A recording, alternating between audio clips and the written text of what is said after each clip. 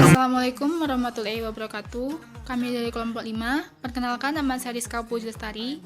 Saya di sini sebagai pemateri pertama dan sekaligus sebagai moderator. Kemudian rekan saya bernama Nifa Aulia Hamadi sebagai pemateri kedua dan Sri Indah Wulandari sebagai pemateri ketiga. Dan yang keempat yaitu ada Firdaus Hermawan sebagai pemateri keempat. Dan materi yang kita bahas di sini adalah ragam dialog. Baiklah, karena saya di sini sebagai pemateri pertama, saya akan menjelaskan apa yang dimaksud dengan ragam dialog. Seperti yang kita ketahui bahwa ragam dialog ini merupakan hubungan antara dua atau lebih agen agar dapat memenuhi kaidah semantis dan pramaktis. Yang dimaksud dengan semantis di sini adalah dari dalam atau internal, sedangkan pramaktis yaitu dari luar atau eksternal. Oke, kita masuk ke slide yang kedua, yaitu ragam dialog interaktif ini dikelompokkan menjadi beberapa. Yang pertama ada dialog berbasis perintah tunggal, dan yang kedua ada dialog berbasis bahasa pemrograman, dan yang ketiga ada antarmuka berbasis bahasa alami, dan yang keempat ada sistem menu.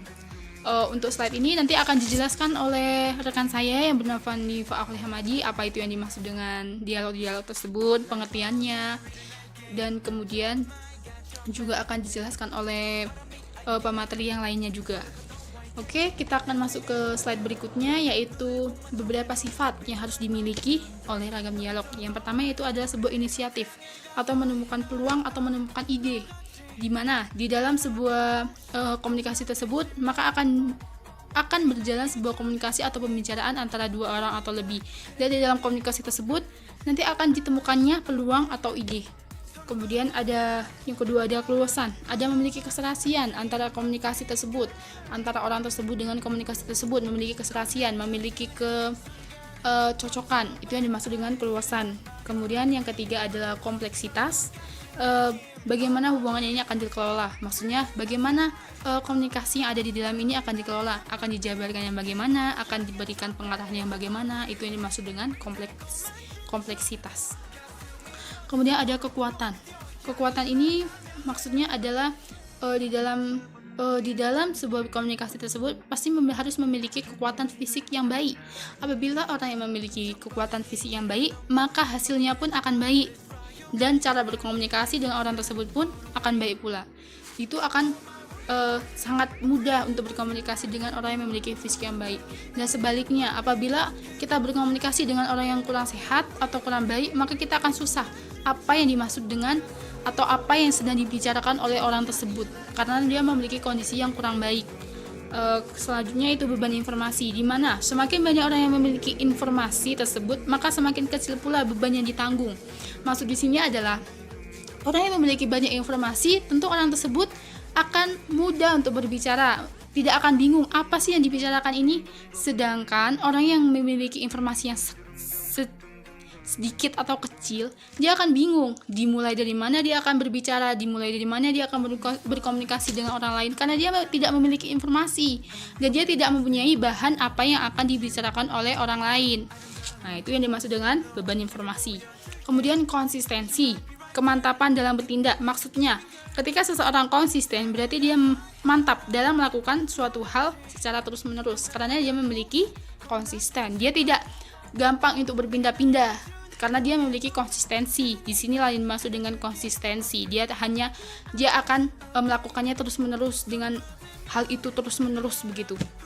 Kemudian umpan balik antara penerima pesan dengan pemberi pesan.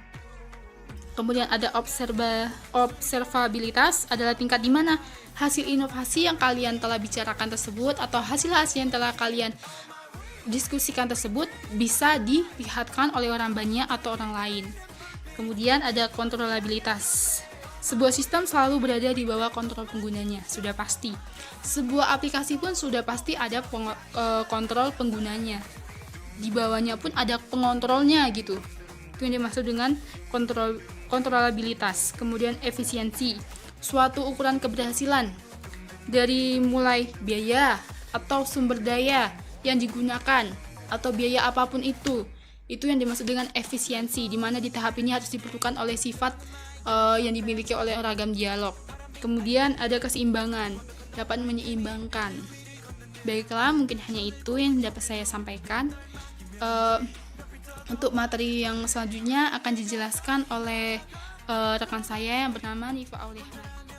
Membaca materinya yaitu yang pertama ada dialog berbasis perintah tunggal, yaitu ragam yang paling konvensional di mana bahasa perintah yaitu tergantungnya pada sistem komputer yang dipakai dalam satu kelompok.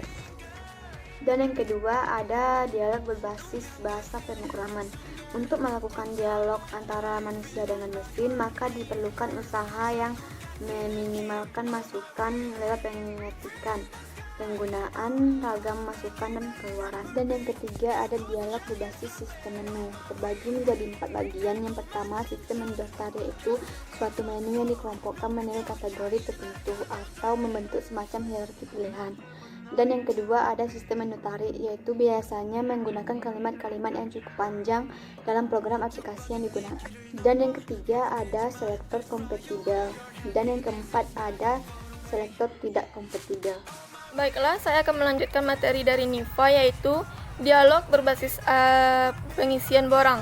Nah, dialog berbasis pengisian borang ini bisa juga disebut dengan form filling dialog, merupakan suatu penerapan langsung dari aktivitas pengisian borang dalam kehidupan sehari-hari ke dalam sistem komputer, dan di mana penggunaan akan dihadapkan pada suatu bentuk borang yang ada di layar komputer yang kita gunakan.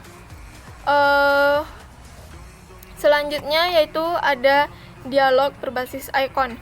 Nah, dialog berbasis icon ini adalah ragam dialog yang banyak menggunakan simbol-simbol dan tanda-tanda untuk menunjukkan suatu aktivitas tertentu.